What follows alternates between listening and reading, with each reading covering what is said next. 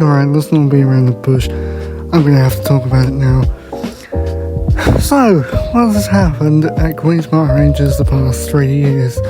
Yes, this is a follow-up to that video, QPR in trouble, made by that Burnley fan. By the end of the 22-23 campaign, we just survived relegation, finishing 20th, thanks to Alward as winner against Stoke. It wasn't quite the fairy tale picture that Gareth Ainsworth tried to paint it being, but surely in his first 4 seasons as manager it can only get better than this, right? Seriously, it can. So at the start of the summer, finally some good news for the club as Les Ferdinand finally stepped down as director of football after about 10 years of ruining us. And then, on came the signings. We had Paul Smith come back, Ziyad Larkesh joins from Fulham, Asmir Begovic joins, and Jack Colback, who's seemingly everywhere, and Steve Cook. We opened up the season against Watford and oh my god, it was not great. We lost 4-0 the opening day. And already there were boos around, there was already relegation predictions, and they were nearly right as we went on a run of losses and more losses and dropped to 22nd. But then this happened.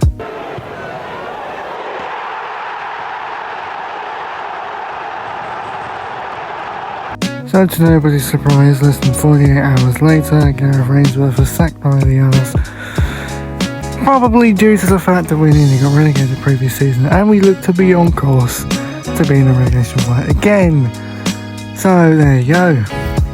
And then on came our saviour for the time being. That was Martí Cifuentes, who, to be honest, I'd never heard of up until now.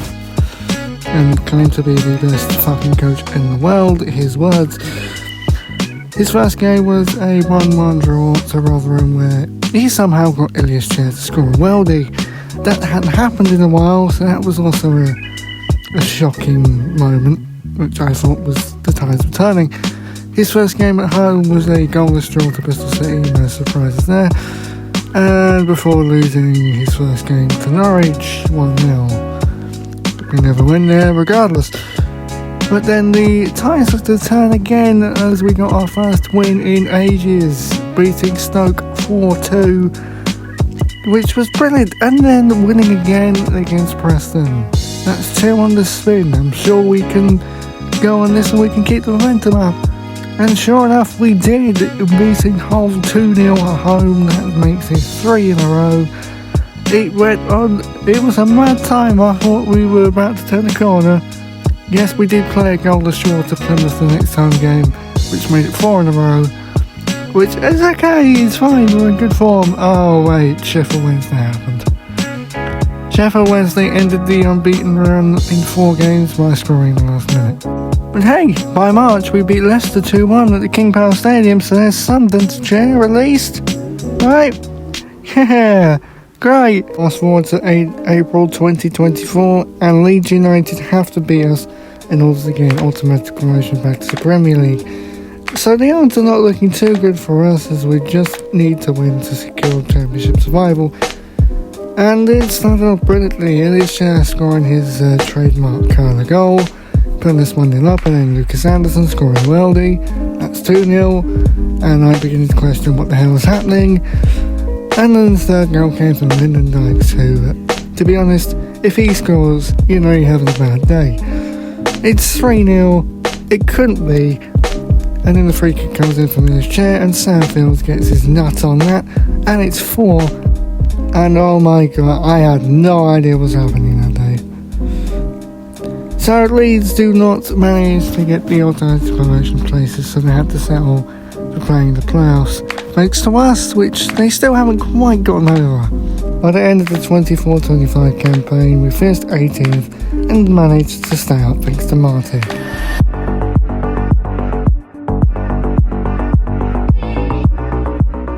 With Martí in his first full season, Paul Hardy joined, Everton joined, I forgot where he came from.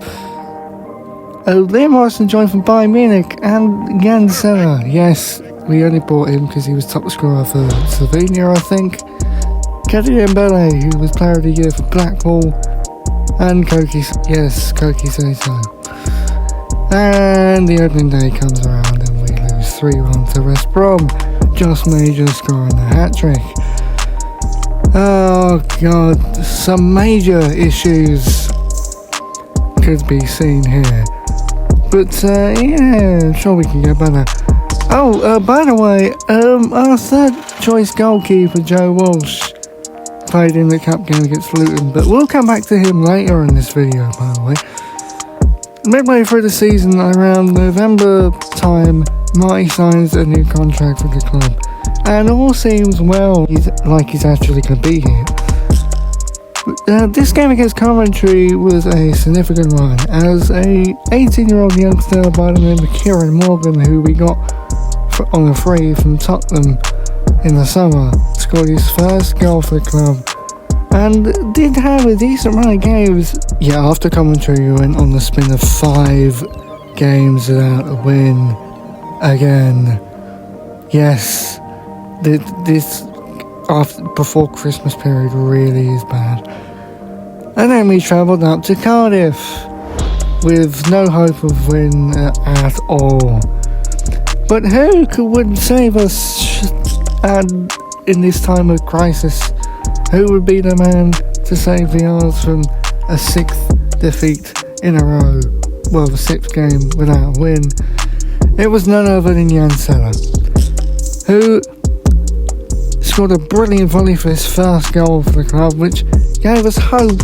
And then towards the end of the game, yeah, the defence made a mistake and he really couldn't miss this.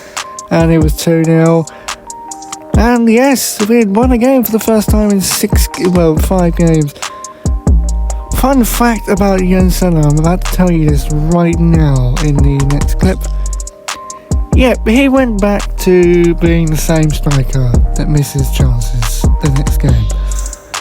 And then Norwich came along and he sustained an injury which kept him out for the rest of the season. But there was a little bit of hope from the bench. Oh yes, as Ryan Coley came off the bench and seemingly done a better job despite his age, as he somehow managed to score his first goal literally minutes later. Yep, no hesitation. And then, as if things could get even more nuts, he went on and scored a second. He has a brace in his first game for the first team. Following that, on New Year's Day we beat Watford 3-1. But one thing was clear. A new defender arrived. Ronnie Edwards joins from Southampton, first of all initially on loan. This one would become a fan favourite. Time will tell this.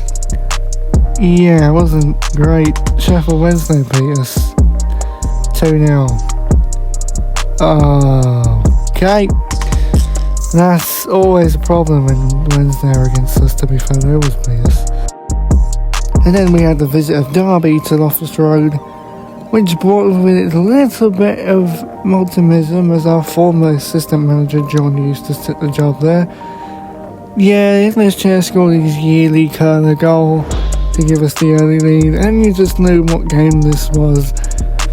We went 2-0 up within a matter of moments as Koki Sato got the second, and the third came from Ilias Chair, who gets his first brace for the club, apparently, because I generally can't remember time where he scored more than once, before Ronnie Edwards made it 4 for his first goal for the club. So that's all that happened in 24-25. We finished 15th.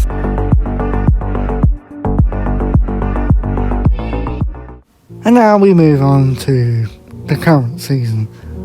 As of recording this voiceover, it just literally ended today. Marty left at the end of last season, so in came Frenchman Julien Stéphan, who apparently is good with young players as he's worked with the best youngsters. In came Adabidou and Mbengue from Reading on a free. Garvey Poku came in from Peterborough, and Ryan Burrell arrived from Burton Albion. Yeah, the opening day was a 1-1 draw to Preston, which isn't a bad way to start the season, to be fair. At least it isn't a defeat this time. defensive issues, as you say, it would become an issue yet again, but more signings were to come. Returning to the club was Isaac Hayden from Newcastle, on loan was Reece Davis, and also coming back was Koki Sato for a permanent run. Oh my god, what a mistake. Yes, and with these signings coming in, it brought together a 3-1 win over Charlton, which made me realise maybe finally this might be a good season. The team might finally click together and it all seemed to be going well. Koki scores his first goal back for the club. It all goes well. Richard Conan scores again. It's all going to be fine. We took the game to Wrexham and beat them 3-1, which I was there and I could not believe my eyes actually. Yeah, we went on a run of a few games unbeaten, but it was ultimately ended by Millwall on October 18th, my birthday. My 18th birthday was spent seeing this.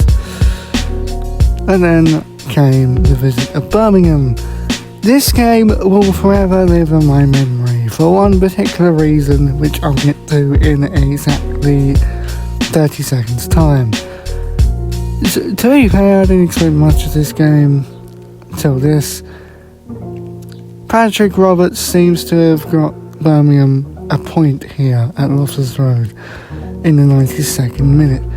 But luck has a funny way of showing it, as Kieran Morgan just hits one from outside the box literally 2 minutes later and wins us the game, and in the process loses his shirt and shorts, but I'm not going to show that one. Yeah, the good mood didn't last long.